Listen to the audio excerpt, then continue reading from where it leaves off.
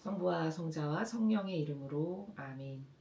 예수님과 어머니 하나 되신 성심을 통해 신성하신 하느님 아버지의 피아세 나라, 아버지를 완전히 베어 닮은 작은 태양의 나라를 완성하기를 저희가 오늘도 열렬히 갈망하며 아버지께서 사랑하시는 그리고 아름다운 피아세 질서로 만드신 천상천하의 온 우주 만물과 이 지상에 아버지께 속한 소수의 선의 세력의 남은 자녀들, 특히 자기를 돌보지 않고 희생으로 악과 싸우다 감옥에 갇힌 모든 이들과 또한 천상의 유일한 대신이신 요셉 성인님과 저희들의 진정한 어머니이신 완덕이신 성모님과 천상의 모든 거룩한 이들, 아버지께서 사랑하시는 이들, 또 가브리엘, 미카엘, 라파엘 대천사님, 작품 주신 천사님, 구품 천사님들, 저희들에게 사랑으로 파견하신 모든 수호 천사님들과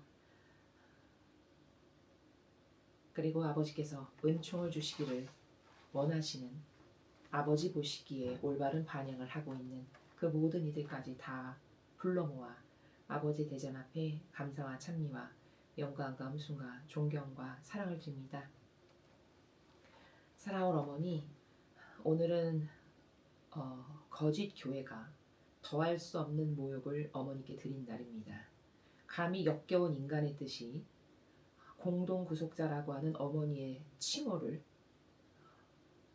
마치 무슨 권한이라도 있는 것이냐, 이렇게 부르면 안 된다라고 단정하여 어머니의 등에 칼을 꽂고 모욕과 역경을 드린 날로 영원히 기억될 것입니다. 사랑하는 어머니, 저희는 그들이 드린 모든 모욕을 저희들의 희생으로 배상과 보속을 드리며 그들이 어머니께 모욕으로 침뱉고 그리고 참을 수 없는 역경을 드린 그 모든 사악한 짓을 더 열심히 배상과 보속하고 더 뜨겁고 열렬한 사랑으로 그들이 드리는 모욕을 오히려 더 뜨거운 사랑으로 갚아드리기 위해 더 열정적인 마음으로 전부의 사랑을 어머니께 드리겠습니다. 하오니 어머니, 저희를 보시고 위로받으시옵소서. 또 이 지상에 소수의 아주 극소수의 어머니를 진정성으로 사랑하여 이런 역겨운 짓에 분개하고 있는 소수의 남은 자녀들, 그들이 진정으로 어머니를 사랑하여 사실적으로 열매가 있는 사랑을 드리는 그들이 드리는 사랑을 보시고 어머니 위로받으시옵소서.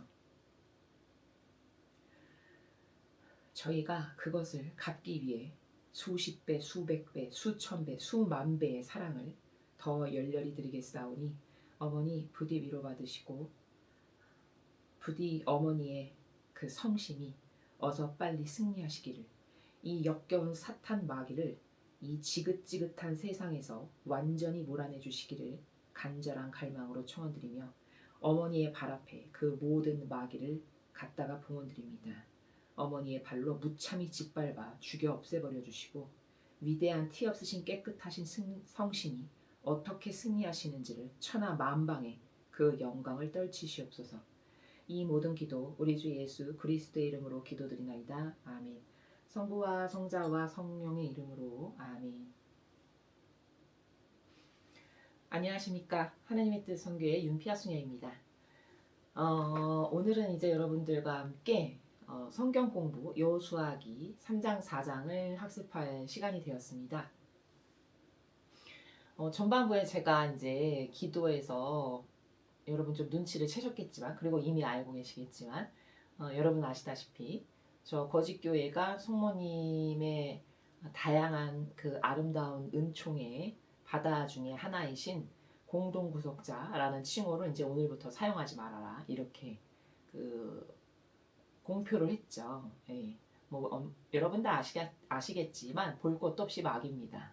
그 이유 없고, 그리고 가장 웃기는 거는 인간이 감히 야 이거 써 말어, 야 이건 돼 안 돼 라고 말을 한다고 해서, 아니 하느님이 그것을 굴복해서 감히 인간이 야 공동구속자 아니니까 오늘부터 쓰지 말아라 그런다고 해서 공동구속자가 아닌 게 되는 겁니까? 그러면 신이 인간 밑에 와서 머리를 조아리면서 굴복해야 된다는 말이에요? 아니 그런 상식적인 논리도 통하지 않으면서 무슨 지도자와 리더를 한다는 것인지, 영적으로. 예?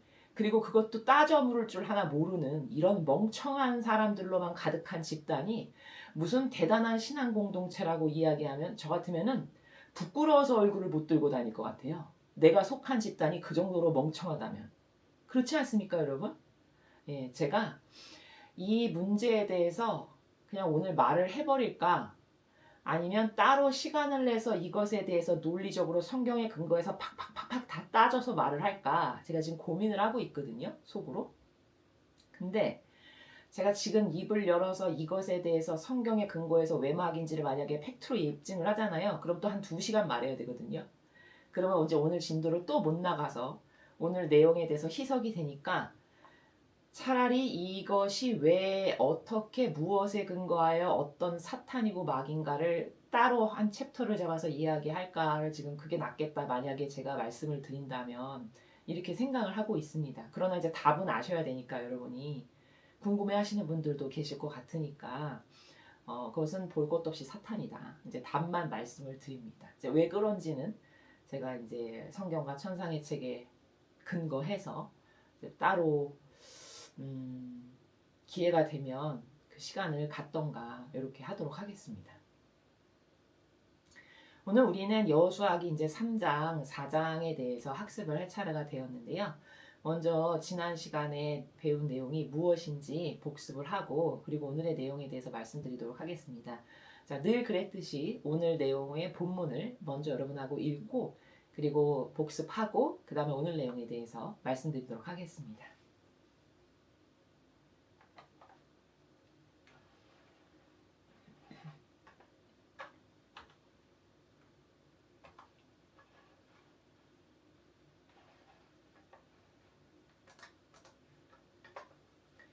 여호수아 3장 요르단을 건너다.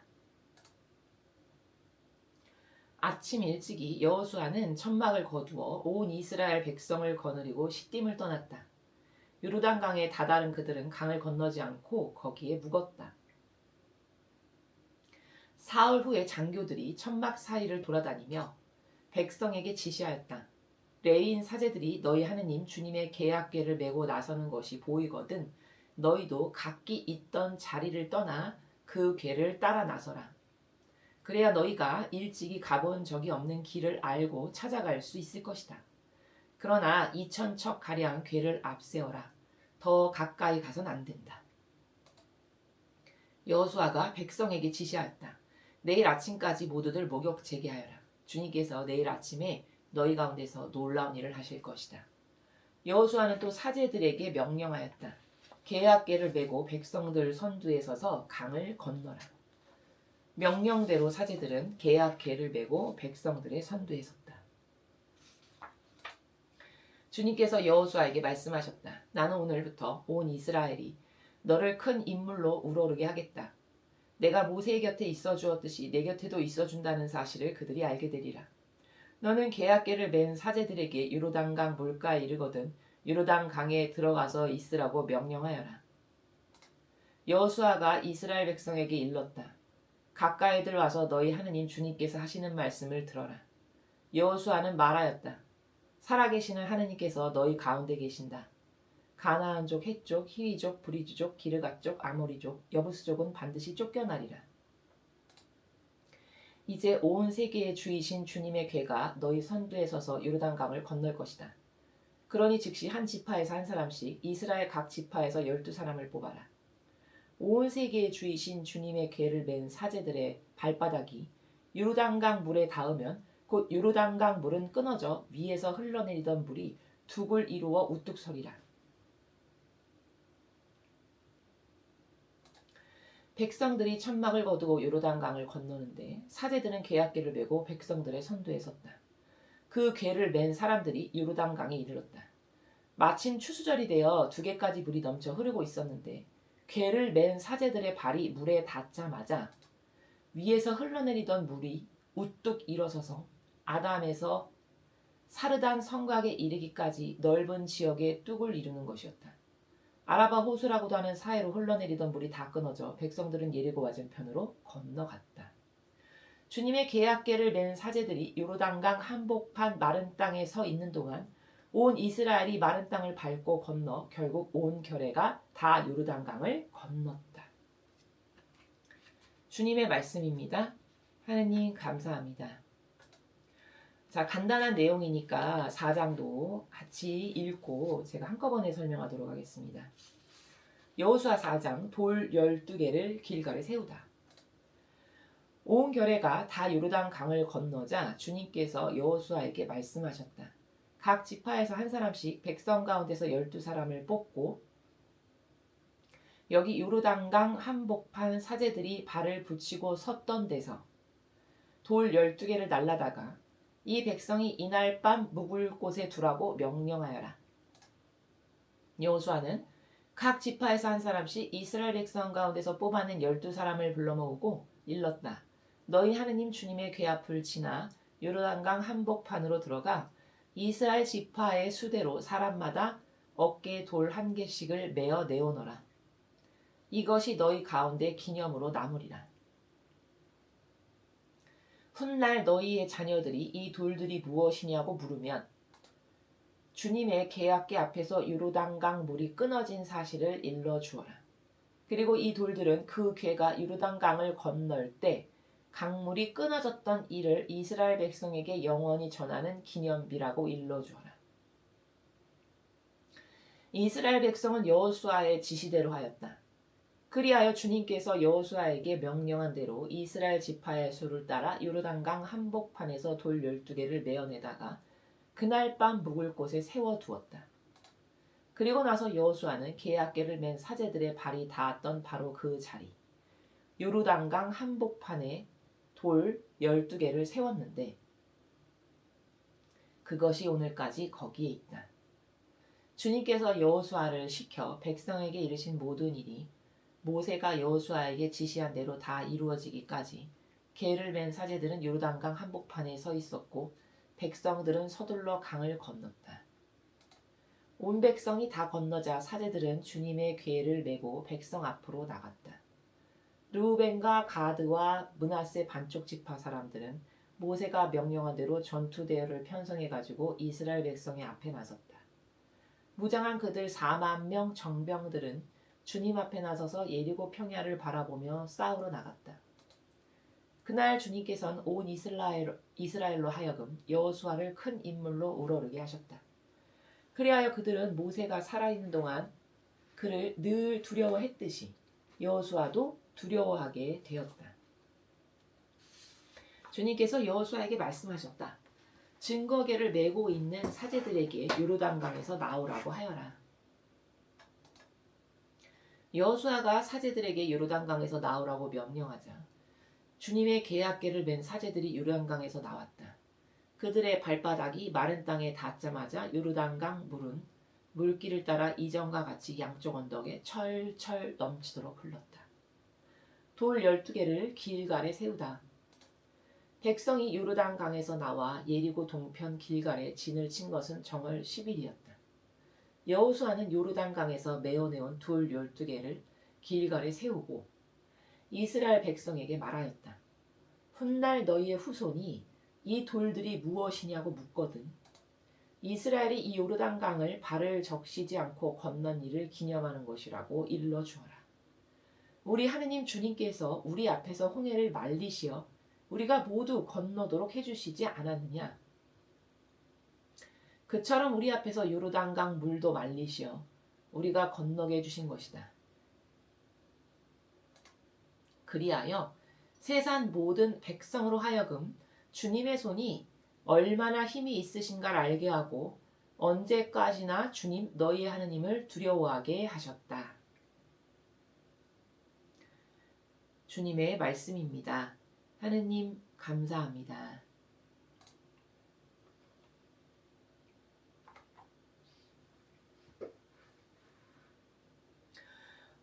우리가 지난 시간에 여호수아기 1장과 2장을 학습하였습니다.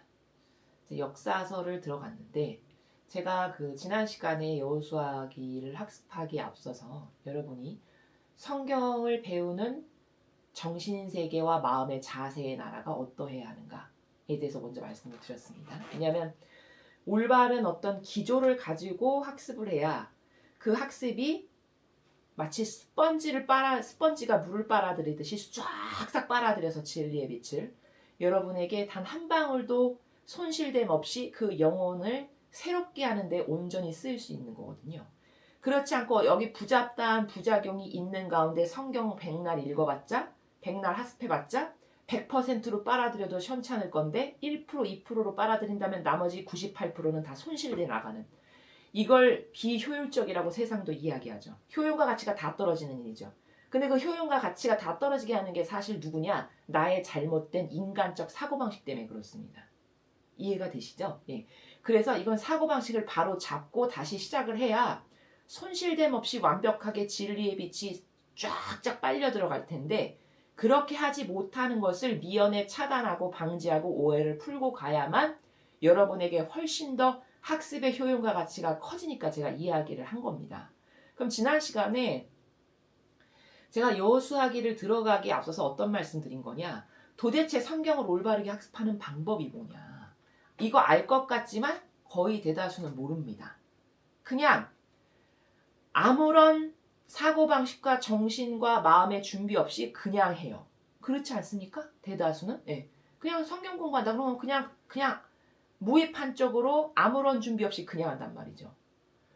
여러분, 그러면 발전이 있을까요? 발전 없습니다. 이거는 세상 공부가 아니라 신적인 거기 때문에 더 그래요. 세상 공부는 그냥 무식하게 외우거나 반복하면 그냥 입에 붙고 달달달달 외워지면서 학습하는 게, 이런 게 세상적 학습이잖아요.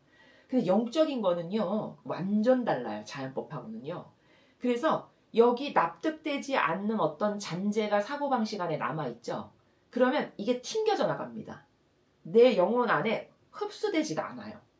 그러면 시간은 시간대로 들이는데 빨아들이는 건 1%, 2%다. 이러면 굉장히 아까운 거죠. 엄청난 낭비죠. 그걸 미연에 방지하기 위해서 제가, 보통 우리가 지난날 종교생활을 다 했기 때문에 종교생활 가운데 우리가 가지고 있을 수밖에 없는 엄청난 부작용들이 헤아릴 수 없이 많거든요. 사고방식 안에. 그중에 이 영적인 것을 학습하는데 방해하는 작용이 뭔지를 집어서 말씀드린 거예요. 자, 근데 그게 뭐냐? 사람은 어떤 걸 배운다, 학습한다, 공부한다. 그러면 우리는 영적인 걸 배우는데도 자연법에서 우리가 학습했던 그 방법을 그대로 가지고 와서 이걸 공부합니다. 맞죠? 네. 그러면 그 방법 그대로 가져와서 신적인 걸 배운다. 그러면 신적인 거라는 것의 나라의 근간과 자연법이라고 하는 것의 나라의 근간은 아예 상극이거든요. 그렇기 때문에 여기서 학습했던 타성에 밴 것을 가지고 그대로 갖고 와서 이걸 학습한다. 그럼 여기 충돌이 날 수밖에 없다는 겁니다. 왜? 근간 자체가 다르니까. 여기까지 이해되실까요? 예. 그러면 타성에 밴 게 도대체 뭐냐? 이런 게 있어요. 인간은요, 뭐를 배웠다, 학습했다라고 하는 첫째, 자기 만족을 추구한다는 거예요. 그거마저도. 그렇죠? 그러니까 뭔가 어려운 걸 배운다. 제가 예를 들어서 말하는 겁니다. 뭐 어려운 걸 배운다. 남들은 잘 모르는 희소적인 걸, 희소 가치가 있는 걸 배운다. 그럼 일단 사람은 어떤 교만과 자만이 마음 안에 싹 올라오냐면요. 난 남이 모르는 걸 배워. 나는 남이 도전하지 않는 굉장히 어려운 것을 해. 이 마음이 본인은 느낄지 못 느낄지 모르겠지만 이 배 아래 깊숙한 곳에서부터 싹 올라와요. 이게 영적 교만과 자만이라는 겁니다. 그럼으로써 벌써 그런 마음의 배알 밑에서 싹 올라오는 그 마귀가 자기 만족을 줘요. 이해되십니까? 이거는 자기 만족을 위해서 이걸 학습하는 거지, 순전히 아버지를 더 사랑하기 위해서, 더 하느님께 가까이 다가가기 위해서, 내 역겨운 인간적인 뜻을 쳐부수기 위해서 배우는 게 아니죠. 예. 그러니까 많은 신자들은 사실 성경 공부 왜 하냐? 자기 만족을 위해서예요. 이건 부인할 수 없는 진실입니다. 제가 그런 사람을 무수히 많이 봤어요. 이해되십니까? 그래서 제가 지난 시간에도 예시 들었죠. 어떤 자매님이 그냥 여기저기를 쫓아다니면서 이것도 배우고 저것도 배우고 이것도 배우고, 열심히 하는 건 좋은 거예요. 물론 열정 있는 건 좋은 거죠. 문제는 그 열정을 이상한 데다가 쓴다는 거죠. 그 열정을 올바른 방법으로 똑바른 곳에 쓰면 효용과 가치가 100%, 1000%, 1000%가 날 텐데, 그 열정을 여기 인간적인 뜻으로 가득한 상태에서 쓰니까 1%? 2%? 요 정도의 효용과 가치밖에는 누리지 못하는. 그럼 이게 얼마나 아까운 거예요. 그렇죠? 자, 이런 것을 자기 자신의 양심의 나라에서는 본인도 깨달을 수 있어요. 부끄러워서 남에게 말은 못한다 할지라도 양심이 있는 사람이면 본인도 느낀다는 거죠. 정직하기만 하고 양심만 있으면 다 자기 자신은 깨달을 수 있는 겁니다. 아, 내가 내 만족을 위해서 이걸 하는가? 진짜 하느님을 더 진정성으로 열렬히 사랑해서 더 내 자아를 죽이고, 그래서 지난날 하나님께 내가 이토록 역겨운 모욕만 드리고 살았는데 앞으로 이걸 다 뜯어고치고 완전히 허무로 돌아가서, 저는 이런 허무의 존재이니까 아버지 저를 다 내어드리니까 제발 예수님과 성모님의 속성으로 저를 다시 태어나게 해줘서 저를 본연의 자신을 찾아서 나머지 인생은 그 본연의 자신으로 아버지께 좀 도움이 되고 쓰임 받을 수 있는 존재로 살다 죽을 수 있게 해주십시오. 이런 진정성 있는 고백을 하는 사람을 저를 지금까지 한 번도 보지를 못했어요. 다 미세하지만 자기 만족을 위해서 뭐든지 해요. 이게 역겨운 인간의 뜻이라는 겁니다. 이러면 하나 많아라는 거예요. 이해되십니까? 예. 이걸 쳐부수지 않는다. 그러면요, 효용과 가치가 다 떨어지는 겁니다. 그러니까 성경을 올바르게 학습하는 마음의 자세는 이런 것을 다 청소하고 이런 걸 다 부수고 이런 본인에 대한 어떤 객관화 작업을 하고, 아, 나 그렇다. 저건 내 말이다. 내가 저런 사람이었어. 맞아. 이렇게 정직하게 인정을 하고 그걸 버릴 걸 버리고 인정할 걸 인정한 상태에서 가는 사람은 빨리빨리 학습이 되고 달라지는 것도 팍팍팍 달라질 테지만, 이걸 끝까지 인정하지 않고 정직성이나 양심이 없어서 그걸 오히려 교만한 마음의 나라에서 듣고 저건 나하고 해당하지 않아. 난 저렇지 않아라고 그냥 묻어버리고 간다. 그 사람은 100만 년 공부해도 소용이 없습니다. 이건 진실이에요. 이해되셨죠? 이런 걸 점검해야 된다는 겁니다. 그래서 제가 이야기했죠. 지난 시간에. 여러분, 모든 학습은요, 왜 하는 걸까요? 더 발전적인 게 되기 위해서입니다. 당연히. 그쵸? 더 나아지기 위해서예요. 그렇지 않습니까? 예. 아니, 경제학 공부를 했다 내가. 그러면 경영을 더 잘하기 위해서 아닐까요? 그렇죠. 아니, 시간 낭비, 돈 낭비, 에너지 낭비를 해가면서 경제학 공부를 열심히 했어. 그럼 그 경제학 공부를 열심히 해가지고 내가 경영을 더 잘해서 어떤 경영학 공부를 하기 이전보다는 하고 난 이후에 매출이 늘고 어떤 신장이 있고 내 기업이 커지고 이런 열매가 사실적으로 보였을 때 이 공부를 똑바로 한 거죠. 그렇죠. 이게 맞는 거라는 거예요. 모든 학습은 그래야 된다는 겁니다. 그렇죠. 제가 그래서 지난 시간에 이런 비유를 들었죠. 아니, 수학을 했어. 그럼 최소 수학을 똑바로 배웠으면 슈퍼에 가서 물건을 사서 덧셈 뺄셈 곱하기 나누기 정도는 해서 물건 값을 똑바로 거슬러 받을 수 있는 이런 실제적인 것을 할 수 있어야, 아, 나는 수학에 더하기 빼기 곱하기 나누기는 할 줄 안다. 이렇게 말하는 게 아기가 맞는 거지. 아니, 가서 물건값 하나도 똑바로 계산하지 못하는데 나 수학 공부했어 이러면 그게 말이 됩니까? 앞뒤가 안 맞는 거잖아요. 이게. 이걸 어불성설이라고 하죠. 근데 아이러니하게도요, 종교 생활은요, 본인이 이런 아이러니한 짓을 끊임없이 반복하고 있는데도 몰라요. 자기가 그런 것을 한다는 것을. 그렇지 않습니까? 여러분 자신의 마음의 양심에 손을 얹고 생각해 보십시오. 이거는 굉장한 손실이에요. 그러니까 저도 이렇게 진리를 매일 배우고 학습하고 깨닫고 깨치고 또 뭔가를 잘못해서 스스로 반성도 하고 회개도 하고 이런 과정을 끊임없이 반복하면서 지금 이 길을 가고 있는 건데, 제가 종교 생활했을 때 저도 항상 이렇게 객관화를 하기 위해서 살펴보거든요. 아, 과거에 내가 이랬는데 지금 이렇구나. 아, 이렇게 달라졌구나. 과거에 나는 완전 마귀한테 속았구나. 저는 이런 성찰을 매일 해요. 그러면서 그 성찰을 하면서 깨닫고 발견하는 것을 여러분들에게 이렇게 말씀드리는 거거든요. 근데 제가 진리를 지금 이렇게 수년째 계속 학습하고 배우고 깨닫고 깨지고 또 학습하고 배우고 깨닫고 깨지고 이런 것을 반복하면서 과거의 저를 생각해 보면서 제가 밤에 혼자 방에서 자기 전에 이제 오늘 하루를 반성하고 회개하고 뉘우치고 아버지께 섭섭하게 해드렸던 거 뭐 이런 거 없나 이런 걸 쭉 살피고, 아, 아버지 아까 이런 거 잘못했고 죄송합니다. 잘못했습니다. 더 잘할 수 있는 은총을 주십시오. 이제 이런 걸 쭉 하면서 문득 과거의 저로 싹 돌아가서 과거에 종교 생활했던 저를 살펴볼 때가 있어요.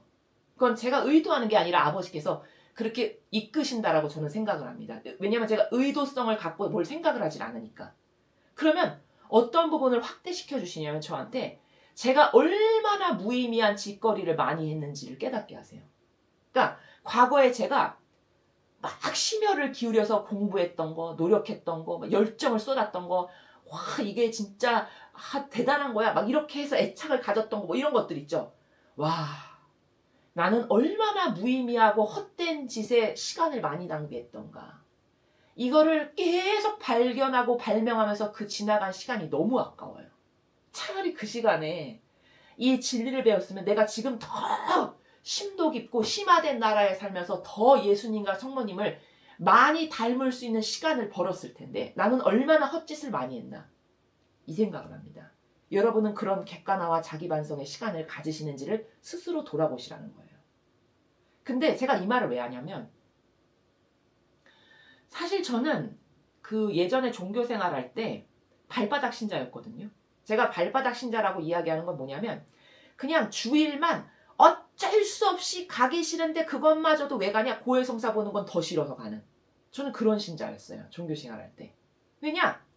제가 그렇게 되면 그렇게 억지로 왜 했냐? 저희 집안은 완전 모태신앙이거든요. 양쪽 양가가 다. 그러니까 모든 사람이 성당을 다니는데 신기하게 저는 하나도 재미가 없고 하나도 신이 안 나는 거예요.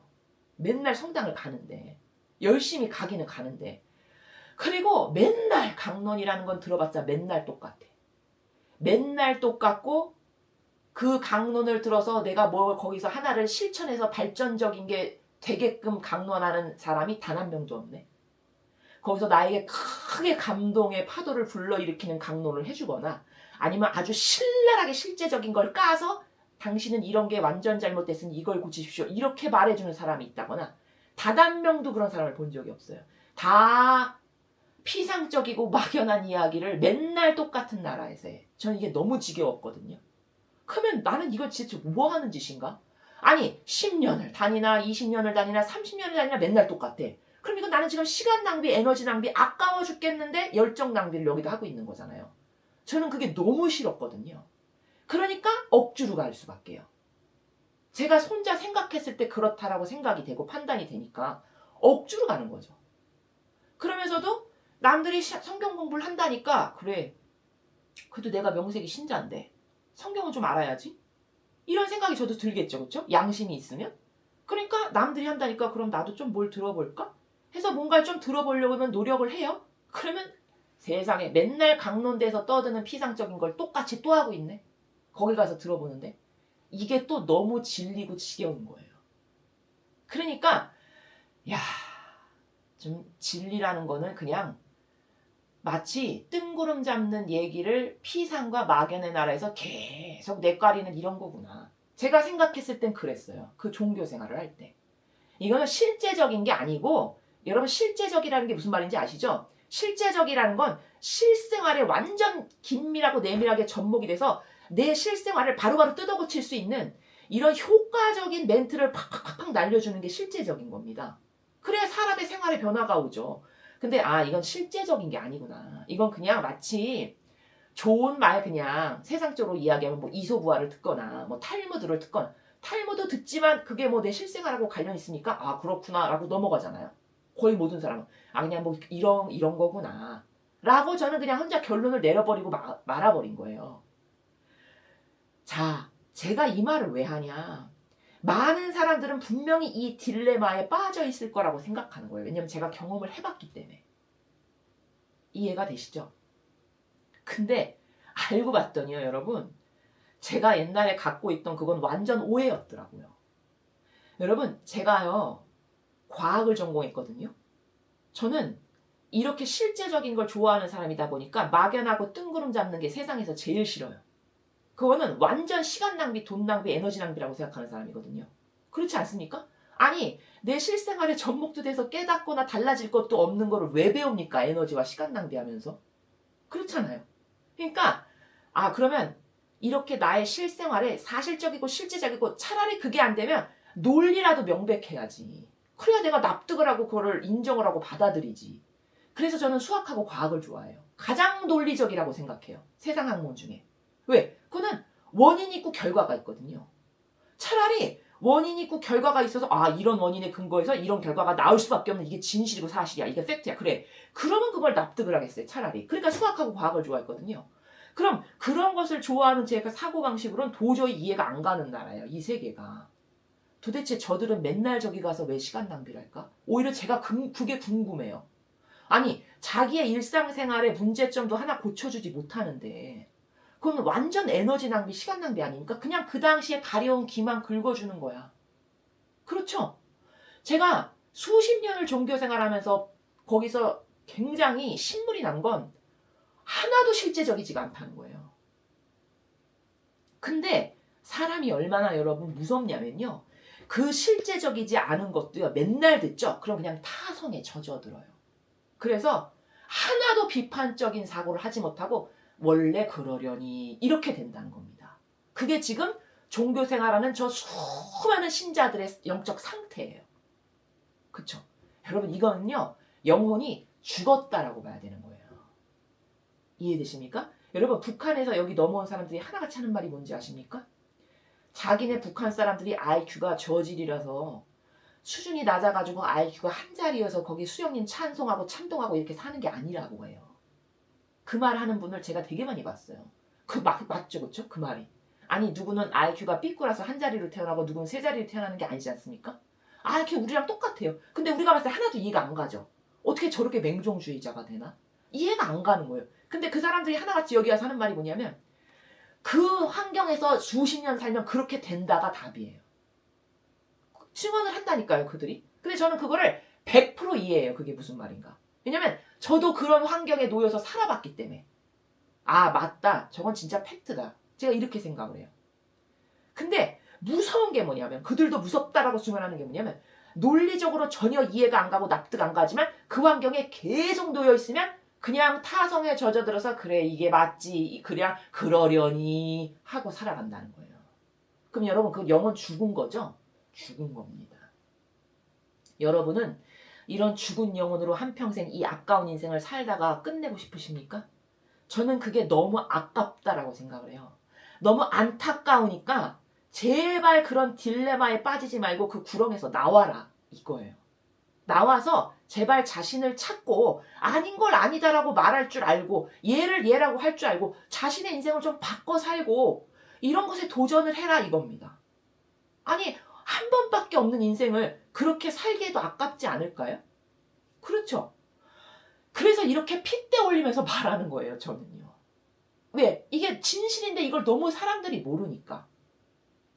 자, 제가 범주가 지금 너무 넓어졌는데 성경을 올바르게 학습하는 거는요 여러분 다시 돌아가서 모든 학문은요 더 좋고 많고 아름다운 열매를 맺기 위해서 그 학문을 공부해야 되는 게 맞아요. 근데 열매도 없는데 그걸 계속 한다. 이건 미련 맞은 거고 잘못된 거라는 거예요. 맞죠? 자, 그러면 여러분 내가 성경을 열심히 배웠어. 근데 사고방식이 하나도 달라지지 않고 하느님을 그럼 그전보다 더 열렬히 더 뜨겁게 정열적으로 사랑해서 내 전부를 불살라 바치고 싶은 마음이 들거나 혹은 그게 아니라면 내가 저 사람이 죽을 듯이 미웠는데 하느님의 사랑을 깨닫고 발견하다 보니까 모든 사람의 한계를 다 받아들이고 수용하고 넉넉한 마음이 돼서 그들 모두를 받아들이는 사람이 됐다거나 예를 들면 아니면 진리를 매일 깨닫고 배우다 보니까 자기 자아를 열심히 죽여서 지금은 옛날보다는 자아가 옛날엔 100% 내 자아밖에 없었는데 지금은 그래도 10%는 죽였어라고 하는 사실적 증거와 팩트가 있거나 이런 어떤 구체적으로 눈에 보이는 열매가 있다. 그러면 이건 성경 공부를 똑바로 한 거라는 거예요. 근데 하나도 그런 게 없다. 맨날 똑같다. 그럼 이거는요 지금 뭔가 완전 잘못된 거예요. 심각하게 잘못된 겁니다. 이해가 되셨죠? 그렇게 공부를 하고 있다. 그럼 이건 잘못하고 있다는 거예요. 근데 제 경험상 종교 생활에서는요 열매 하나도 없어도 그냥 자기 귀가 고급이 되고 남이 모르는 지식을 누가 말해줘서 거기서 어떤 지적 욕구를 채우고 그게 다 자기 만족이거든요. 그걸 하면 그냥 만족해. 그리고 끝나.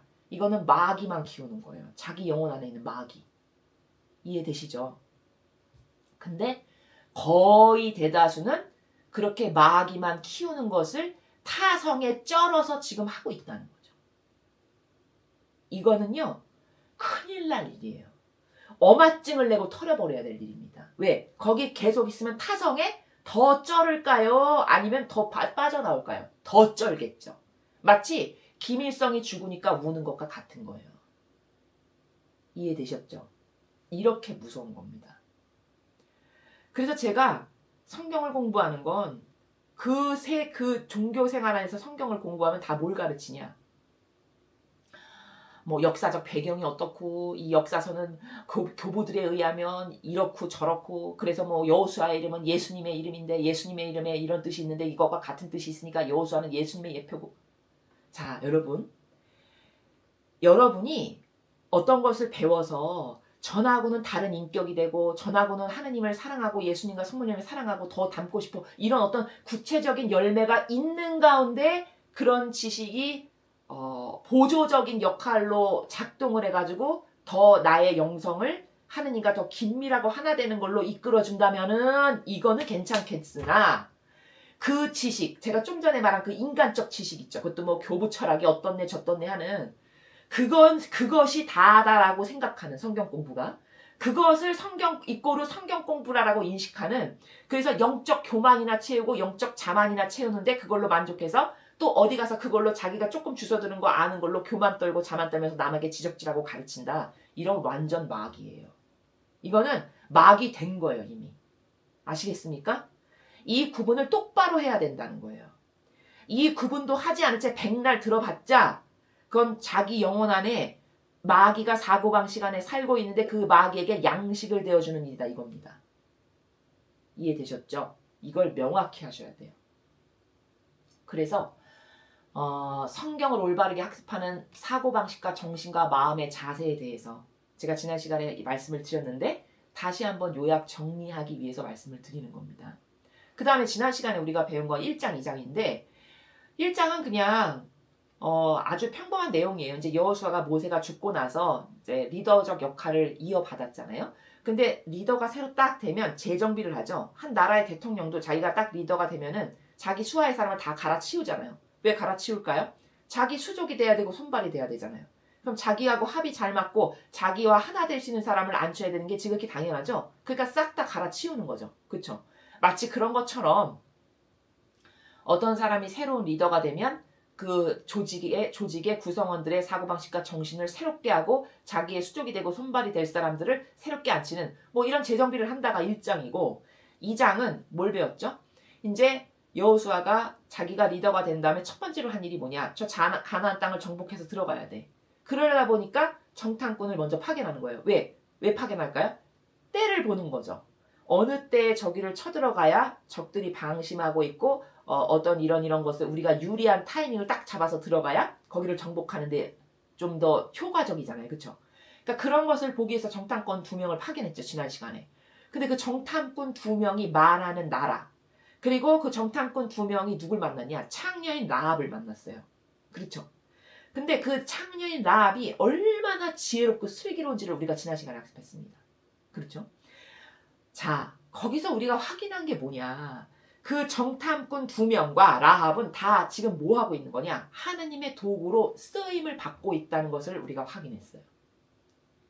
자, 정탐꾼이 모세 때도 파견된 적 있죠. 12명 파견했습니다. 자, 12명 파견했는데 그들은 기껏 다녀와서 한다는 소리가 뭐죠? 저기 들어가면 우린 다 죽고 뭐 메뚜기 같고 저긴 이렇게 거인인데 난 거기에 그들 가보니까 그냥 맞아 죽을 것 같고 이딴 소리나 했어요.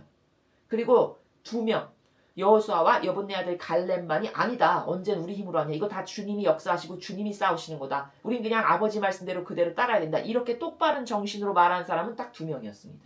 그랬더니 아버지가 어떻게 하셨나요? 그 10명 하나님을 반대하고 거부하고 아니다라고 해서 인간의 뜻으로 블라블라 했던 그 10명에게 속한 수하의 모든 국민까지 다 쓸어버리고 죽여버리셨죠. 광야에서. 이게 지난날 우리가 목격했던 거잖아요. 그러면 여러분 그때 갔다 왔던 그 정탐꾼은 얼마나 어리석어요. 하는 짓거리가 얼마나 저질이에요. 그렇죠. 근데 여기 오늘 2장에서 봤던 2명의 정탐꾼은 얼마나 당당하고 포부도 당당하고 그리고 기품과 품이 있는 말을 하죠. 라합에게 당신이 우리에게 이렇게 협력하면 우리는 반드시 당신네 가족 모두를 다 살려주고 다 돌본다. 하느님을 걸고 내가 이렇게 맹세한다. 근데 만약에 너네 집에 다 대신 모여 있어야 된다. 왜냐면 그걸 다 모여 있어야만 거기에 한 군데를 보호할 수 있지. 막 흩어져 있어. 그럼 보호하기가 어렵잖아요. 그러니까 대신에 너네 집에 다 모여 있어라. 그리고 네가 빨간 띠 하나를 내려놔라. 그럼 내가 그걸 신호로 알고 너희 집은 철저히 보호해준다. 이렇게 어떤 기품 있고 용사다운 용맹함으로 말을 하죠. 이런 게 똑같은 인간인데 왜 이렇게 다를까요? 예? 12명도 그 12명 정탐꾼도 이 사람하고 똑같은 인간이었는데 어떻게 이렇게 극과 극을 달리는 다른 반향을 할 수 있냐. 이들은 하느님께 의탁되어 있고 매여 있고 아버지를 믿고 신뢰하는 나라에서 말을 하니까 하느님께서 지금 그들을 도구로 쓰실 수가 있는 상태고 과거 12명 정탐꾼의 그 10명은 하느님을 절대 신뢰하지 않아. 그냥 인간적인 자신의 뜻으로 뭐가 되니 안 되니 이런 것을 그 새치혀로 말하는 이런 수준 낮은 수준에서 살아가니까 아버지가 도저히 도구로 쓰실 수가 없는 이 차이가 있는 겁니다. 이걸 우리가 지난 시간에 학습했어요. 라합도 마찬가지예요. 여러분, 라합이 얼마나 똑똑하고 훌륭한 여자냐? 여러분, 라합이 하느님을 믿는 여자입니까? 이스라엘 정탐꾼은 하느님을 믿는다라고 나도 쳐요. 쉽게 말하면 신자인 거죠. 그렇죠? 지금으로 말하면. 라합이 신자였습니까? 아니죠. 상대방 적국의 여자입니다. 하느님 본 적도 없고 밀지도 않고 알지도 못해요. 근데 이 여자가 얼마나 단순하고 사고가 머리 회전력이 빠르냐? 소문으로 들었어. 하느님이 이런데 그 민족은 이렇대. 야, 하느님이라 신이 있는데 세상에 그 신을 믿는 민족은 이렇게 해서 거기 다 정복하고 말이야. 이집트에서부터도 이렇게 다 살려나오고 결국 여기 와서도 이런 민족 이런 거 다 때려부수고 와 이렇게 하는 민족이래. 그 말만 전해 들었는데도 그걸 믿죠. 그걸 신뢰하죠. 그리고서는 거기 적극 협력하잖아요. 그러면 이 믿음이 얼마나 훌륭합니까? 이스라엘보다 100번 낫죠. 이 라합이라는 여자가. 그럼 이때 우리는 뭘 봐야 될까요? 나는 라합하고 어떻게 다른 걸 봐야 되는 거예요. 나에게는 나는 신자라고 하는데 나는 하나님을 믿는 신앙인이라고 하는데 도대체 나에게는 그렇게 한 번 하시면 단순하게 예 하고 믿을 수 있는 이런 단순한 믿음이 있냐? 나에게는. 아니면 그런 게 없어서 맨날 이스라엘 백성처럼 우리한테 뭐 보여주시면 우리가 이렇게 할게요. 이런 기적을 펼쳐 보이시면 이렇게 할게요. 여러분 이건 패대기 치고 싶지 않습니까? 여러분이 그 입장이라고 생각해 보세요. 여러분의 자식이 맨날 와서 부모한테 한다는 짓거리가 그럼 나한테 입증해 보세요. 나한테 검증시켜 보세요. 내가 믿게 해보세요. 여러분의 자식이 여러분한테 와서 맨날 그렇게 시험을 하고 조롱질을 해. 그럼 여러분은 화 안 나시겠어요? 이걸 그냥 다 엎어버릴까 보다. 이런 마음이 골백번도 더 들겠죠. 감히 네가 부모를 시험해? 이러면서. 근데 라합이라는 여자는 그런 걸 안 하죠. 본 적도 없는데 단순하게 믿어요. 그냥 그 말만 들었는데. 그럼 이게 얼마나 훌륭한 단순성입니까? 그러면 수십 년 종교 생활한 그런 그 전 세계 10억 명이나 있다고 하는 그 가톨릭의 신자들한테 이런 단순성이 여러분 있으실 것 같으세요? 저는 거의 없다고 봐요. 그런 단순성이 있다면 저런 종교 생활 자체를 하지 않습니다. 그쵸? 뜨뜨미지근해서 이것도 아니고 저것도 아니고 들었는데도 확 옮길 수도 없고 확신이 없어가지고 이렇게 할까 저렇게 할까 맨날 이렇게 할까 저렇게 이러다가 시간만 세워라 내워라 다 보내는 여러분 이거는 굉장히 질이 떨어지는 거예요. 거기에 비하면 라합은 어때요? 완전 다르죠. 예와 아니고 그냥 확 팍팍팍팍 전환이 빠르죠. 이런 걸 배워야 되는 겁니다. 나는 저 여인의 가지고 있는 속성과 어떻게 다른가? 내 안에 저런 속성이 있나? 그렇다면 하느님 저는 저런 게 없어요. 저는 저렇게 예아니오가 분명해가지고 저렇게 말만 들어도 저것을 믿고 의탁해서 자기가 속한 그 국가의 왕이 야 너희 집에 오늘 정탐꾼 올 건데 나한테 넘겨라 했는데도 거기 협력 안 하잖아. 이게 아니라고 판단이 딱 되니까. 그쵸? 이러면 얼마나 똑똑한 겁니까? 아니 그게 창녀면 어떻고 뭐면 어때요? 이게 실제적으로 똑똑한 거죠. 그쵸? 그럼 나한테는 이런 지적 똑똑함 제가 똑똑하다라고 말하는 건 이런 분별이 탁월해가지고 그 탁월한 분별력에 근거해서 행동으로 팍팍 나갈 수 있는 결단력이 있냐? 이게 똑똑한 거예요. 그럼 그런 게 있냐? 그런 게 있는 사람이 지금 시대에는 거의 없다는 거예요. 그런 결단력이 있으면요. 미적지근하게 아닌 걸 알면서도 계속 거기에 동조하고 협력하는 짓을 절대 안 합니다. 그렇겠죠, 그쵸? 예. 그럼 이걸 반성하고 정말 그걸 내가 갖고 싶다. 그럼 열절한 갈망으로 아버지께 청원을 드려야 되고, 그것에 반하는 역겨운 내 인간적 뜻, 속성 이거 다 뜯어버리고 싶으니까 제발 이걸 다 없애주시고 저도 그런 속성으로 다시 태어나게 해주십시오. 이런 기도를 할 수 있을 만큼 똑똑하냐.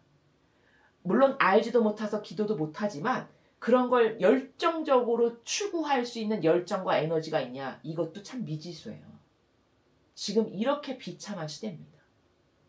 그러니까 우리는 이렇게 훌륭한 이런 진리를 배우니까 아버지께서 우리를 사랑하셔서 이렇게 훌륭한 진리를 가르쳐 주시니까 우리만이라도 이거를 듣고 깨닫고 발견해서 들을 때마다 똑똑하게 똑바로 분별하고 똑소리 나게 저 이거 싫으니까 이거 없애주세요. 고쳐주세요. 저 이거 갖고 싶어요. 아버지 저도 이런 속성 갖게 해주세요.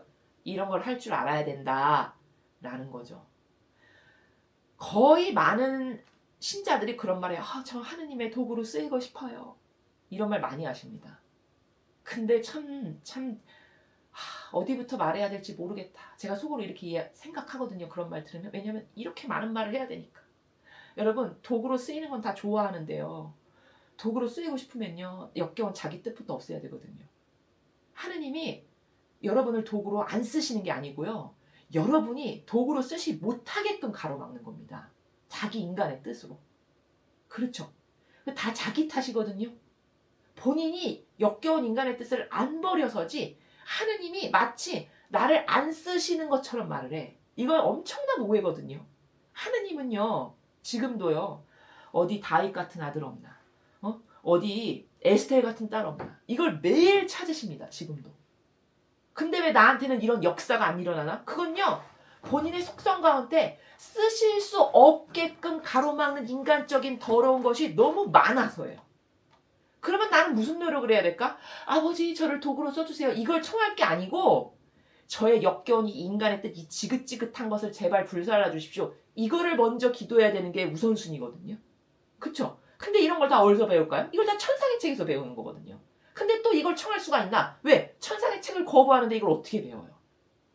왜? 그렇죠. 아니 그걸 인정하고 받아들여야 거기서만 깨닫게 가르쳐 주시는데 그걸 거부하니 어디서 배웁니까? 이러니까 딜레마인 거예요. 가르쳐 주고 싶어도 가르치실 수가 없어. 왜? 또 이거는 아니라고 또 거부하네. 단정까지 해서. 또 불살라 버리지까지 하네. 그러니 이 사람한테 어떻게 역사를 하십니까? 참 진퇴양난인 거죠. 지금이요 영적으로 이렇게 어려운 시대입니다. 그러니까 여러분은 이렇게 영적으로 어려운 시대에 이런 보석 같은 진리를 듣는다. 나는 은총이 정말 많은 사람이구나. 먼저 감사를 드리셔야 되고 그 감사에 걸맞는 화답을 하는 건 역겨운 자신의 인간의 뜻부터 버릴 것. 그게 왜 역겨운지를 철저히 먼저 깨달아야 버리기가 쉬워요. 왜냐면 이런 거거든요. 자, 여기 똥이 묻었어요. 예를 들어서 제 팔에, 이 옷에. 근데 제가 이 똥이 아주 더럽고 냄새 난다는 걸 알아야 이걸 빨리 세탁하고 버리려는 노력을 하지 이게 더럽다라는 걸 제가 인식을 못해요. 예를 들어서. 그럼 이거 빨리 세탁을 할까요? 여기 베어들고 여기 쪄들을 때까지 가만 냅두겠죠. 그쵸? 이것과 똑같은 원리예요. 인간적인 게 왜 그렇게 더러운지를 아주 처절하게 깨달은 사람은 이거를 그냥 닦아버리기 위한 노력을 열심히 할 거고 인간적인 게 나를 패망으로 이끄는 더러운 것이라는 걸 희박하게 깨닫죠? 그럼 이거 똥이 여기 계속 놔두면 여기 다 물들겠죠. 누렇게. 그쵸? 그렇게 쪄들을 때까지 가만히 천연덕스럽게 놔둘 거라는 거죠.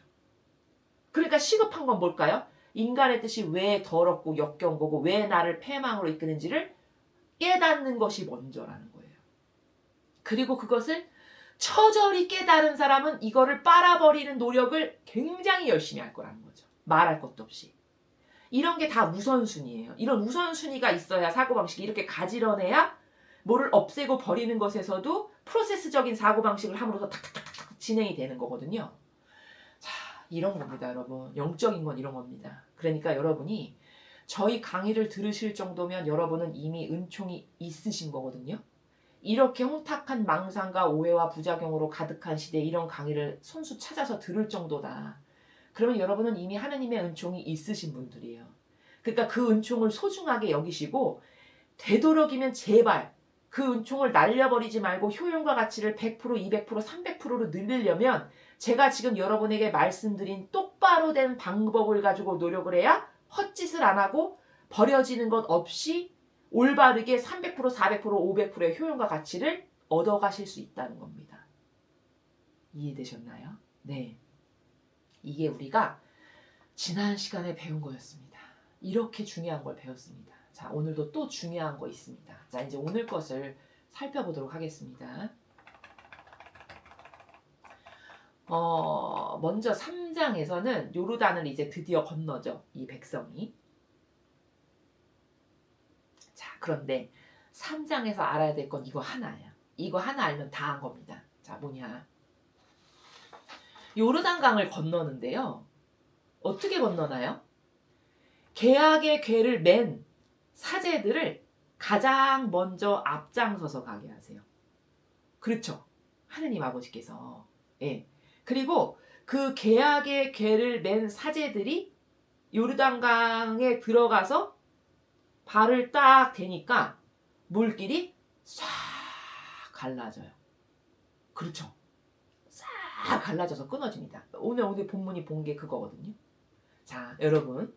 그러면 여기서 발견해야 되는 대원리가 뭔가요? 지금 우리가 배운 것하고 굉장히 일맥상통해요. 여러분, 이거 퀴즈입니다. 맞춰보세요. 생각해 보십시오. 뭘까요? 아버지의 뜻이 항상 이렇게 앞서가시게 해야 된다는 거예요. 이게 오늘 3장에서 배울 대원리 하나예요. 이거 하나 알면 다 안 거예요. 맞습니까? 예. 자, 다시 오늘 3장의 요르단강을 건너는데 하느님 아버지께서 여호수아에게 지시를 하시는데 레위인 사제가 하느님의 계약의 궤를 메고 가서 먼저 그 강을 건너가게 하는 거예요. 그래서 아버지가 말씀하시는 명령대로 사제들이 계약의 궤를 메고 백성들의 선두에 서서 그 강에 이제 이렇게 들어갔어요. 근데 강에 들어가서 발을 내딛고 들어가니까 어떻게 돼요? 요르단강 물이 끊어져가지고 쫙 갈라지는 거예요. 마치 과거에 그 홍해바다 갈라지듯이. 그렇죠. 자, 그러면 여기서 우리가 지금 천상의 책하고도 일맥상통하게 배울 수 있는 대원리가 뭡니까? 이렇게 항상 무엇을 하든지 항상 아버지의 뜻이 앞서가시게 해야 된다. 이게 의탁이다라는 거예요. 이해되십니까? 그러니까 신적 질서라는 건 이렇게 아버지께서 앞서가시게 매 순간마다 뭘 하든지 간에 하느님의 뜻이 앞서가시게 하는 게 이게 신적 질서다. 그리고 이게 똑바로 된 의탁이다라는 겁니다. 그걸 배우는 거예요. 근데 여러분 생각해보세요. 종교 생활은요. 어떻게 하냐. 기도는 이렇게 아버지 전 아버지께 의탁합니다. 그렇게 했어요. 기도를. 근데 집에 오잖아요. 그럼 내 뜻으로 다 해. 뭐든지. 다시. 그쵸? 그냥 이거는 말뿐인 거야. 이러니까 피상과 형식이라는 겁니다. 근데 여러분 신앙생활은 그렇게 하면 큰일 나요. 벼락 맞아요. 아시겠습니까? 신앙생활은 만약에 기도는 아버지 오늘도 아버지께 의탁하고 저를 내어 맡깁니다. 아버지 뜻으로 인도해 주십시오. 열심히 기도를 하고 집에 왔어요. 근데 집에 와서 하는 건건이마다 다 내 뜻으로 하네. 그럼 하나님은 이걸 어떻게 여기시는지 아세요? 쟤는 나를 조롱한다. 이렇게 생각하세요. 이해되십니까? 네. 하나님은 그거를 어떻게 바라보시냐? 쟤는 나를 조롱하는구나. 이렇게 생각하신다고요. 이해되시죠? 왜냐? 자연법은요. 언행일치가 안 돼도 맨날 뭉개고 넘어가는 나라예요. 왜? 여기는 겉모술수가 난무하고 거짓이 난무하는 세상이니까. 왜? 죄악으로 가득해서. 근데 천상 나라는요. 말과 행위가 일치하지 않죠? 그런 게 없어요. 아예. 그러니까 말을 그렇게 했네? 그럼 천상은 말을 했으면 곧 법이에요. 그러니까 태양아 만들어져라. 그럼 그냥 만들어지는 거예요. 그렇죠? 아버지께서 천지 창조하실 때 온 우주 만물을 말씀으로 창조하셨다라고 나오죠? 도대체 말씀으로 창조하셨다는 게 무슨 말이야? 사람은 읽어도 모릅니다. 근데 그게 왜 가능하냐? 말이 곧 이꼬르 행이기 때문인 거예요. 말하면 그대로 될 수밖에 없는. 왜? 참된 것밖에 없으니까. 근데 세상은 그런 사고방식이 왜 가동이 안 되냐? 말과 행동이 달라도 아무렇지도 않아. 왜? 평생을 그렇게 살아서. 아까운데. 그러니까 자기가 뱉어놨어도 심지어 무슨 말 했는지도 모르는 세상이잖아요. 여러분, 저 정치인들을 보십시오. 과거에 자기가 이렇게 말을 뱉어놨는데 그 영상이 박제돼서 떠돌아다니는데도 대장동 제가 설계했습니다. 이렇게 말했는데도 뻔뻔하게 법을 바꾸잖아요. 그쵸? 그 만약에 천상이 이렇게 이렇다 이런 게 있을 수도 없지만요. 이런 벼락 맞는다는 거예요. 그러니 그런 사람이 천상에 어떻게 가겠습니까? 그 가당키나 하겠어요? 그쵸? 이래서 자연법과 신적인 법은 완전 극과 극이라고 제가 이야기하죠. 이러니까 그 사고방식을 여기 그대로 갖고 와서 산다. 이거는 이해도 안 될 뿐더러 납득도 안 되고 여긴 충돌만 계속 나는 거예요. 그러니까 인간적인 내 뜻을 버리지 않죠. 그럼 무슨 말인지도 몰라. 이렇게 되는 겁니다. 이해되셨죠? 자, 오늘 우리가 3장에서 이 요르단을 건너다에서 배워야 되는 건 뭐냐? 신적 질서는 항상 하느님의 뜻이 이렇게 앞서가게 하시는 거다. 그리고 의탁은 그렇게 말로만 할 게 아니라 진짜로 의탁을 해야 되는 건 내가 행위로 입증을 해야 되는 거다. 아버지, 오늘도 저를 의탁을 드립니다. 저의 모든 뜻과 생각 앞에 아버지 뜻이 앞서가십시오. 최소 의지만이라도 진짜 저는 그걸 원합니다라고 그 의지 가운데 말씀을 드려. 그러면 놀라운 일이 벌어져요. 어떻게 벌어지냐면요. 나는 A를 하고 싶은데 도저히 A를 할 수 없는 환경으로 나를 이끄세요. 왜? 내가 진정성의 나라에서 고백을 그렇게 드렸기 때문에 이 A가 아버지 뜻이 아니죠. 그러면 B를 할 수밖에 없게끔 나를 이끄십니다. 여러분 이런 거 경험하세요? 일상생활에서? 경험하시는 분들 종종 있으실 거예요. 근데 저희는 매일 경험하고 살아요. 그걸. 그러니까 그래. 내가 아까 진정성의 나라에서 이거 아버지 뜻 아니면 절대 안 되게 해주세요. 내가 이렇게 말했지. 라고 뒤늦게 깨달아요. 아둔해서. 맞아. 내가 아침에 분명히 기도할 때 아버지 오늘도 제가 해결해야 될 많은 일이 있을 텐데 제가 선택하고 취사 선택하고 해결하고 말하고 행하는 그 모든 것이 절대 제 뜻으로는 아무것도 안 되게 해주시고요. 제가 아무리 그걸 바라고 갈망하고 열망해도 이게 아버지 뜻이 아니면 다 막아주세요. 제가 이렇게 기도를 하거든요. 그러면 이제 낮에 무슨 일을 제가 처리하고 해결해야 되잖아요. 근데 이걸로 이렇게 계속 하는데 이게 번번이 안 돼. 계속. 불발이 나고. 그럼 제가 약간 텀을 두고 이렇게 생각을 해보잖아요. 계속 안 되니까. 이게 아버지 뜻이 아니라서 이렇구나. 라고 깨달아요. 인간이 그 정도로 아두네요. 그리고서는 이거 아니구나. 라고 이제 접는 거예요. 이게 아님을 깨닫는 거죠. 이렇게 진정성의 의지 가운데 내가 이걸 아무리 하고 싶어도 진짜 아버지 뜻이 아니면 절대 안 되게 해주십시오. 제가 이렇게 하잖아요. 그럼 진짜 안 되게 막아주세요. 그리고 B를 할 수밖에 없게끔 저를 여기다 갖다 놓으세요. 이게 하느님의 뜻 안에서 사는 겁니다. 이런 체험을 하셨냐라고 제가 지금 여쭤보는 거예요. 하느님의 뜻 안에 산다는 건 이런 거예요. 이해되시나요? 그러니까 이런 게 의탁인데 다 막연하거든요. 다 피상적이고 종교생활은 그럴 수밖에 없어요. 이해되시죠? 자, 이런 게 의탁이라는 거예요. 자, 그리고 두 번째. 자, 첫 번째 뭘 배운 거죠? 우리가 대원리. 신적 질서란 이렇게 오늘 계약의 궤를 맨 사제를 가장 먼저 앞에 가게 하시는 건 뭐냐? 아버지 뜻이 그렇게 앞서가시게 한다라는 걸 이 백성 앞에 깨닫게 하시는 거예요. 그 질서를 세우시는 거예요. 자, 근데 둘째. 여기서 배워야 될 중요한 둘째는 뭐냐? 사람은 여기서 어떤 오해에 빠지기 쉽냐를 제가 지금 얘기하는 건데, 자, 이렇게 사제가 앞서가가지고 계약계를 메고 발을 딱 디뎠는데 물이 쫙 갈라지잖아요. 그럼 사람은 어떻게 생각하는지 아세요? 어머머머머머 세상에 저 사제가 발을 디디니까 물이 갈라졌어. 막 이러면서 이제 그 사제를 왕처럼 떠받들어 가서. 맞죠? 예. 이게 뭐냐? 이게 우상숭배라는 거예요. 이해되시나요? 근데 그러면 이런 짓을 왜 할까요, 인간이? 그렇죠. 본질의 나라를 볼 수 있는 눈이 장님이니까 그런 짓거리를 하는 거예요. 자, 발은 사제가 디뎠어요. 근데 그 발이 설령 사제 거라고 해도 사실은 그건 사람이 한 게 아니라 그 사람을 도구요 매개체로 쓰시는 하느님께서 그를 단순히 도구로 써서 그걸 실제적으로 가르시는 건 하느님이 하시는 거죠. 자, 여러분, 사람이 제 아무리 대단한 능력이 있고 똑똑하다고 해도 바다를 가를 힘이 있어요, 능력이?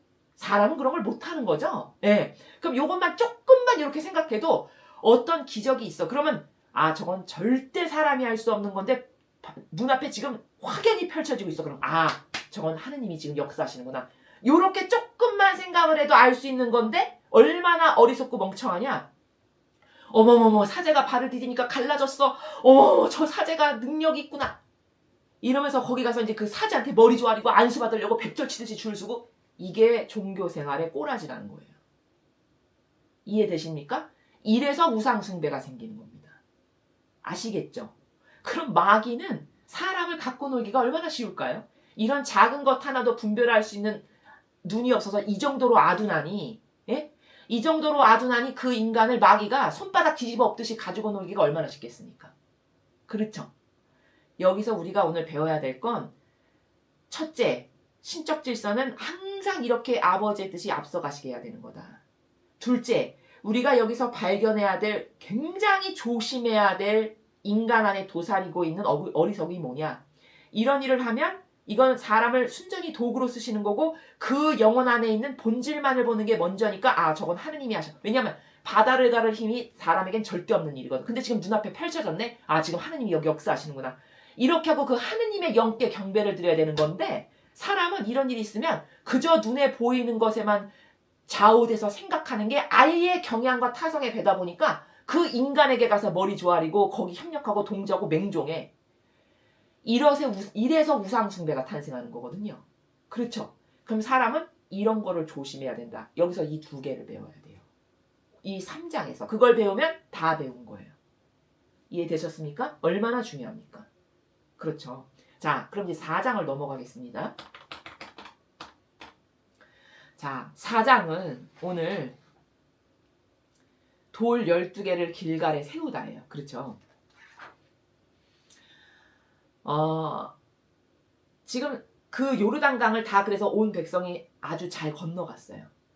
근데 지금 여호수아가 뭘 하냐면 이 아버지께서 그런 말씀을 하셨기 때문에 아버지 뜻에 따라서 지금 여호수아가 하고 있는 건데 뭘 하냐면은 3절에 이런 말이 있어요. 요르단강 한복판 사제들이 발을 붙이고 섰던 데서 돌 12개를 날라다가 이 백성이 이날 밤 묵을 곳에 두라고 명령해라. 이게 하느님께서 지금 여호수아를 통해서 이렇게 지시를 하고 계시죠. 그러면 그 사제들이 발을 붙이고 섰던 그 강에 가가지고 거기서 돌 12개를 가져다가 백성이 오늘 하룻밤 자야 되잖아요. 거기 갔다가 놀라는 거죠. 자, 그러면요 여러분. 사제가 있던 곳의 돌을 이렇게 수집하라고 하는 이유가 뭘까요? 오늘 이걸 알아야 4장을 아는 거잖아요. 그렇죠? 이유가 뭐겠습니까? 뭐 기념하기 위해서. 그것도 답이 될 수도 있어요. 뭐 아버지가 하신 일을 이렇게 기념해서 후손들도 길이길이 깨달으라고 하기 위해서. 물론 그것도 답이 될 수 있습니다. 그러나 더 근본적인 대답은요. 어떤 거냐면요.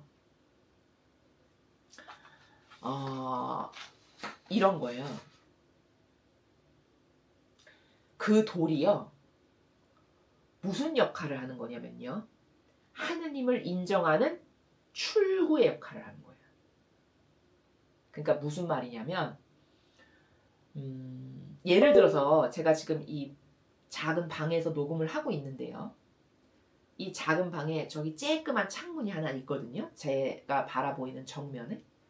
근데 여러분 추상해보세요. 지금 이 작은 방에 제가 불을 낮이라고 생각해보죠. 밤이 아니라. 불을 형광등을 다 껐어요.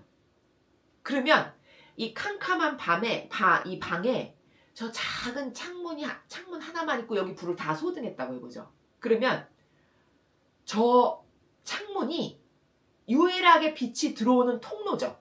이 방을 비추는 그나마 유일하게 빛이 들어오는 통로예요. 그러면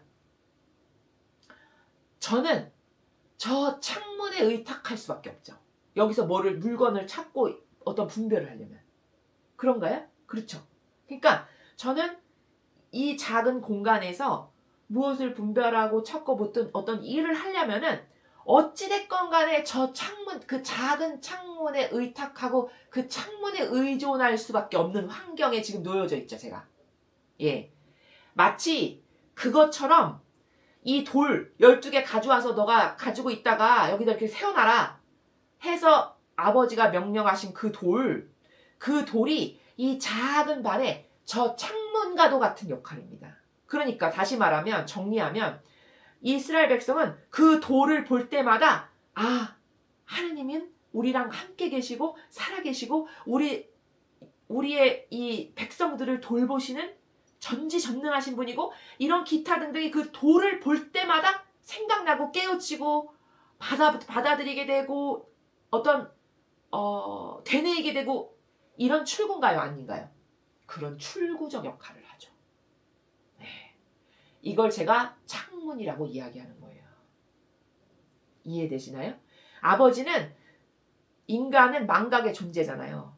그러니까 그 출구가 되는 창문을 하나 여기다 갖다 놓으면 얘네들이 망나니처럼 막 살다가도 그 창문을 딱 바라봤을 때 유일하게 들어오는 빛의 소통 창구인 창문을 통해서 다시 깨닫고 바라보고 회개도 하고 뉘우치기도 하고 마음도 다시 다잡고 이렇게 할 수 있는 유일한 출구가 아닌가요? 하느님을 인정할 수밖에 없는 유일한 출구. 그 상징을 여기다 마련하시기 위해서 돌을 가져다가 여기다 놔라라고 말씀하시는 거예요. 이해되셨나요? 그래서 돌을 한 개씩 메어 놔가지고 여기다가 놔라. 그래서 이스라엘 백성이 볼 때마다 그걸 보고 그 출구를 가지고 하느님을 인정할 수밖에 없는 그것을 마련하시는 거죠. 이해되시죠? 그러니까 이게 우리는 이거를 상징이라고 부르죠. 예, 세상에서 표현할 때. 바로 그런 상징인데 제가 그냥 이건 상징입니다 이렇게 설명하고 넘어가죠. 그러면 또 이쪽 귀로 들어가서 이쪽 귀로 나가요. 상징이구나. 알았어. 끝. 여러분 그렇게 하면 아는 게 아니라고 제가 말씀드렸죠. 영적인 거는요. 여러분 바늘보다 더 작은 것도 분석하는 나라예요. 제가요. 아까 서두에 저는 과학 전공했다고 했죠. 제가 왜 진리를 좋아하냐면요. 제가 과학을 전공하기 때문에 논리적으로 아기가 딱딱 맞는 거를 너무 좋아하거든요. 근데 제가 진리를 배워보니까요. 제가 전공했던 과학보다 더 정확해요. 저는 그래서 진리가 너무 마음에 들어요. 왜? 원체 그런 걸 그렇게 아기가 딱딱 맞아야 속이 시원하게 뻥 뚫리는 것 같아요. 막연한 게 너무 싫으니까. 그래서 제가 진리를 좋아하거든요. 근데 제가 진리를 너무 사랑하는 거는 양자 단위, 나노 단위 그것보다 더 작은 단위도 분석을 해요. 진리가. 근데 인정할 수밖에 없는 나라에서. 이래서 너무 좋아요. 진리가. 그러니까 이게 무기가 되어야만 마귀를 때려잡을 수 있거든요. 왜? 마귀는 다 성경의 근거에서 때려잡아야 되는 거거든요.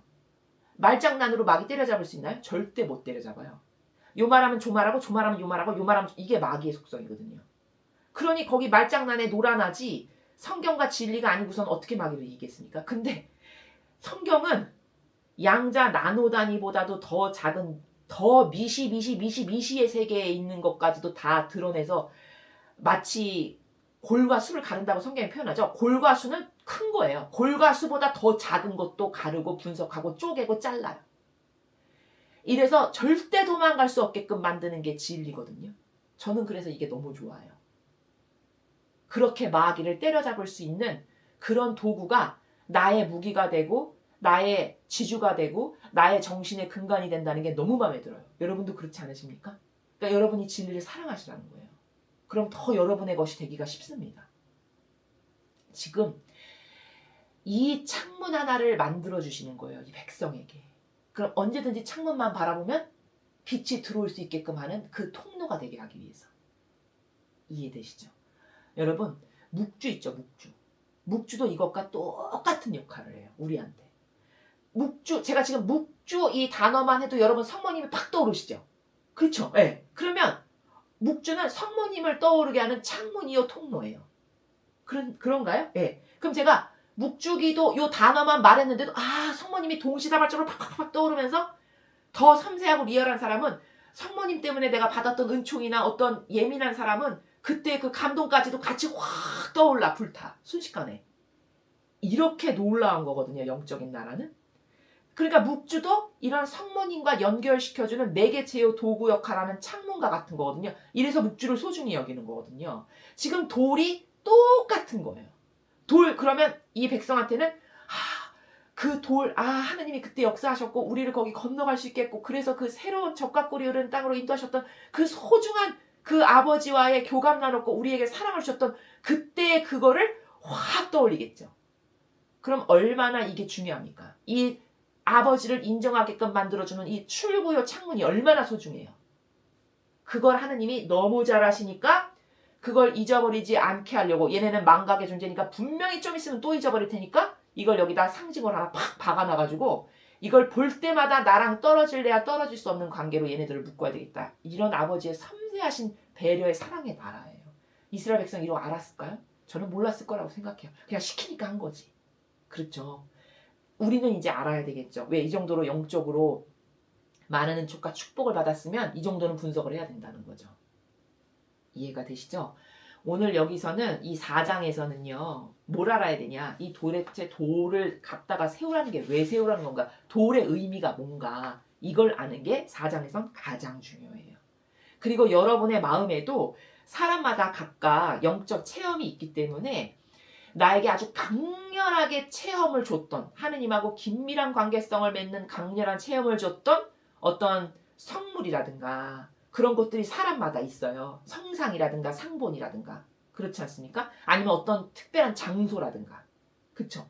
내가 어디서 기도했는데 그때 막 특별한 장미 향기가 났고 아주 강렬하고 임팩트 있는 체험으로 내가 눈물을 펑펑 쏟았다. 예를 들어. 그럼 나는 거기 갈 때마다 그때 향기가 확 올라오거든요. 이게 다 창문이고 오늘 이 돌과 같은 거예요. 그러면 여러분은 뭘 하셔야 되냐? 그런 어떤 내가 영적으로 흐려지지 않게끔 나를 하느님과 더 밀접하고 가까이 맺게 해줄 수 있는 이런 창문의 역할을 하는 것들을 하나씩 선정하셔서 그 장소에 꾸준히 가야 돼요. 혹은 그 성물을 내 머리맡에 두거나 내 가까운 곳에 둬서 항상 그것을 응시하고 그 은총을 계속 새롭게 하는 이런 게 필요할까요? 안 필요할까요? 인간에게 굉장히 필요해. 우리는 다 잊어버리고 망각하거든요. 아시겠습니까? 그래야 여러분이 마귀밥이 되지 않을 수 있어요. 아시겠죠? 그것을 오늘 깨닫게 하시는 거예요. 4장에서. 그게 가장 중요한 오늘 발견해야 될 대원리예요. 이해되시죠? 그러니까 또 이제 이러면은 여기서 아까 3장과 같은 관점으로 이거를 또 부작용을 하나 여기서 덧붙여서 말하면 인간이 또 어떤 여기서는 부작용이 있을 수 있냐? 아까 3장에서는 사제가 딱 발을 디뎠더니 강이 확 갈라져서 건너갔어. 그런 멍청한 인간은 본질의 나라를 아예 닫아버리고 사니까 어머 저 사제가 발 디디니까 쫙 갈렸어 해서 우상숭배를 본인이 그래서 마귀한테 속아서 하는 거거든요. 마치 그런 것처럼 오늘 4장에서 우상숭배를 한다면 어떻게 할까요? 그 돌한테 가서 이제 절하는 거죠. 저 돌이 있잖아. 보통 돌이 아니야.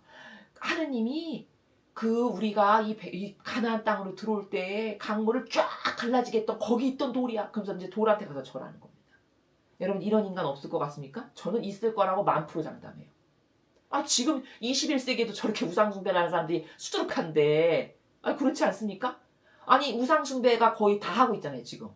그렇죠? 맹종하고 맹신하는 건 다 우상숭배입니다. 근데 이 시대는 어찌고 보면 이게 더 순수한 거지. 왜? 이 사람은 그래도 돌에 남에게 부작용은 안 끼쳐요. 자기만 혼자 지옥 가는 거지 우상숭배에서. 돌한테 머리 조아리면. 남한테 부작용은 안 끼치. 야 너도 돌 믿어 이렇게 말하진 않잖아. 그쵸? 그냥 본인한테만 나쁜 영향을 끼치고 끝나는데 요즘 우상숭배는 얼마나 교묘하냐면 남한테 강요까지 해. 그렇지 않습니까?